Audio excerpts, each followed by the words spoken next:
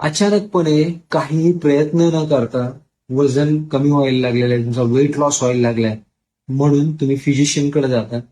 Physician तुम्हाला काही blood taste सांगतात आणि या ब्लड टेस्टमध्ये हे दिसून येतं की तुमचे शुगर लेवल वाढत चाललेले आहेत.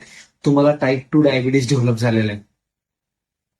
हा जो टाईप 2 डायबिटीज डेव्हलप होणं, तुमचे शुगर लेवल वाढणं आणि त्याच्यामुळे तुमचं वजन कमी होणं आणि त्या वजन कमी होण्यामध्ये स्पेसिफिकली तुमचा मसल लॉस व्हायला लागलेला आहे. तुमचं फॅट कमी झालेलं नाही, तुमचा मसल लॉस झालेला आहे.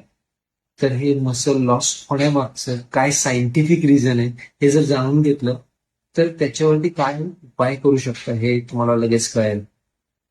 तर जो टाईप 2 डायबिटीस आहे याचा अर्थ आहे की तुम्हाला इन्सुलिन रेजिस्टन्स डेव्हलप झालेला आहे, ज्याच्यामध्ये तुमचं पॅनक्रियाज मधून सिक्रेट होणारे इन्सुलिन तुमच्या ब्लड मधल्या ग्लुकोजला तुमच्या लिव्हर आणि मसलमध्ये पोचवूच शकत नाहीये. पुरेशा प्रमाणात जर तुमच्या मसलमध्ये शुगर ग्लुकोज पोचू शकलं नाही तर मसलला स्वतःला जिवंत ठेवण्यासाठी सगळ्यात महत्वाची जी गोष्ट आहे ती म्हणजे ग्लुकोज म्हणजेच ग्लायकोजन.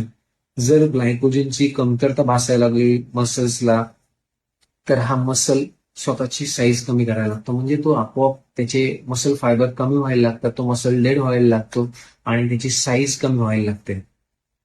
त्यामुळंच याच्यावरती काय उपाययोजना करता येतात याच्याविषयी, हा मसल जो लॉस झालेला आहे तो कसा रिगेन करायचा, कशा प्रकारे शुगर लेवल कंट्रोलमध्ये आणायचा, त्याचा डाएट कसा असेल याच्याविषयी मी तुम्हाला एक व्हिडिओ बनवून एकदा एक्सप्लेन केलेलं आहे. मागच्याच एका व्हिडिओमध्ये तुम्हाला सांगितलेलं आहे, तो व्हिडिओ पहा. त्याच्यातून तुम्हाला कळेल की तुमचं वेट रिगेन कसं करायचं, तुमचं परत मसल गेन कसा करायचा जर तुमच्या शुगर लेवल वाढल्या असतील तर.